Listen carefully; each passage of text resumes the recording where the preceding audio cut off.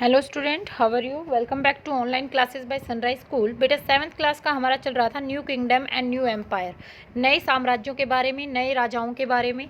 तो इसमें हम कल पढ़ रहे थे कि जो चोला वंश के राजा थे उसमें अलग अलग, जैसे जो गांव की सभा होती थी और असेंबली होती थी। लर्न पीपल असेंबली वो होती थी जिसमें मतलब पढ़े लिखे लोग शामिल होते थे। एंड आगे देखते हैं अब हम। And Nagaram consist of merchant. Nagaram जो नाम रखा गया था जिस कम्युनिटी का, वो उसमें कौन शामिल होते थे? व्यापारी वर्ग, ट्रेडर, आर्टिस्ट मतलब कोई चित्रकारी कर रहा है, कोई कुछ और बना रहा है, वो सारे इसके अंदर आते थे। This is evident to show that they had a good local self government. इससे ये पता चलता है कि चोला वंश के जो राजा थे उनकी जो अपनी खुद का स्वयं जो स्वशासन था वो बहुत अच्छा था। The Uttaramerur inscriptions give detail of the Chola administration. और कह रहे हैं उत्तरामेरु नाम की जो जगह है वहाँ पर एक शिलालेख लिखा हुआ है जो चोला वंश के प्रशासन के बारे में बताता है। जैसे राजा लोग जो होते थे अपना जो भी काम करवाते थे, जो भी उनकी प्रशासनिक कार्य होते थे, वो सारे जो बड़ी बड़े पिलर्स होते हैं उस पर खुदाई करके लिखवा देते थे, उन्हें बोलते हैं शिलालेख, इंस्क्रिप्शंस। द चोला सोसाइटी, अब चोला जो समाज था वो कैसा था? Brahmins were respect a lot as they were learn. Chola समाज में ब्राह्मणों का बड़ा सम्मान किया जाता था क्योंकि वो पढ़े लिखे विद्वान होते थे। Next of them the merchant were respect because there wealth. अगले जो आते थे वो व्यापारी वर्ग आता था, उनकी रिस्पेक्ट इसलिए होती थी उनके पास धन दौलत बहुत ज़्यादा होता था।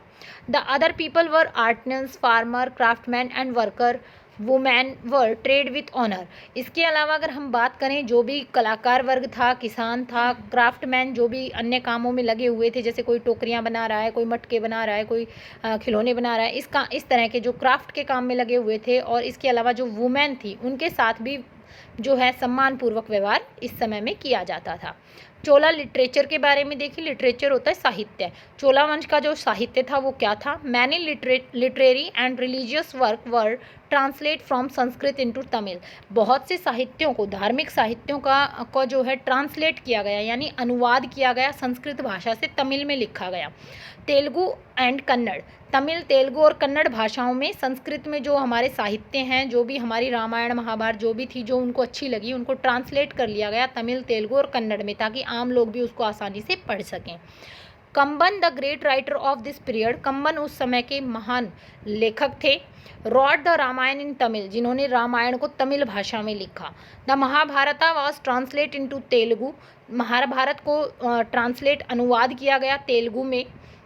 पंपा, Ponna and Ranna were the 3 jewels of Kannada literature. अगर हम बात करें, पंपा, पूना और राणा ये तीनों राइटर हैं जो उस समय के ज्वेल, यानी एक तरह से ज्वेल होता है जो नग होते हैं, उस समय के रत्न थे कन्नड़ साहित्य के। Read this inscription about the land grant give to a Brahmana by A Chola king. देखिए ये एक बताया गया है, इंस्क्रिप्शन है, शिलालेख है, जिसमें बताया गया है कि ब्राह्मण ने चोला राजा को दिया। By erecting mounds and planting cactus we marked the boundary of the land. ये कह रहे हैं कि इसके अंदर क्या करते थे, ये जैसे अपनी जो बाउंड्री होती थी, सीमा होती थी, उस पर बंद बना करके उस पर कैक्टस पौधा होता है उसको लगा देते थे। Fruit trees, water garden, pasture, open space, village sites. इसके अलावा जो पेड़ लगाए जाते थे, फलदार पेड़ लगाए जाते थे, पानी का बंदोबस्त किया जाता था, बगीचे बनाए जाते थे, खुली जगह रखी जाती थी, गांव की जो जगह होती थी वहाँ पर कैनाल्स, नहरें निकाली जाती थी, टैंक्स, तालाब बनाए जाते थे, गार्नरीज, गोदाम बनाए जाते थे, फिश पॉन्ड, मछलियाँ पालने के जो तालाब होते हैं वो होते थे, बी हाइव्स, मधुमक्खी का जो पालन होता है वो किया जाता था। And all the taxes that were collect from this land which use to go the king shall now be made over to this man.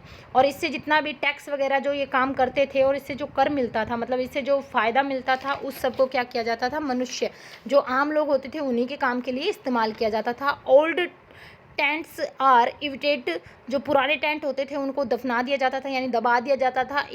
He can dig wells, plant trees, erect hall with burnt bricks. इसके अलावा फिर से नए कुएं खोदे जाते, पेड़ लगाए जाते, हॉल वगैरह जो पक्की ईंटें होती हैं, बर्न्ट ब्रिक्स का मतलब सेकी हुई जो ईंटें होती हैं, उनसे बनाए जाते। Not to waste water but to dam it for irrigation. और पानी इकट्ठा किया जाता ताकि उसको वेस्ट ना किया जाए और उसका इस्तेमाल हो सिंचाई के लिए। तो ये आपको थोड़ा सा बताया गया है कि उस समय में चोला वंश के राजा जो थे किस तरह से अपने प्रशासन को चलाते थे। तो ये लेसन इतना आपको रीड करना है, आगे का जो है आपका कल करवाएंगे। Thank you.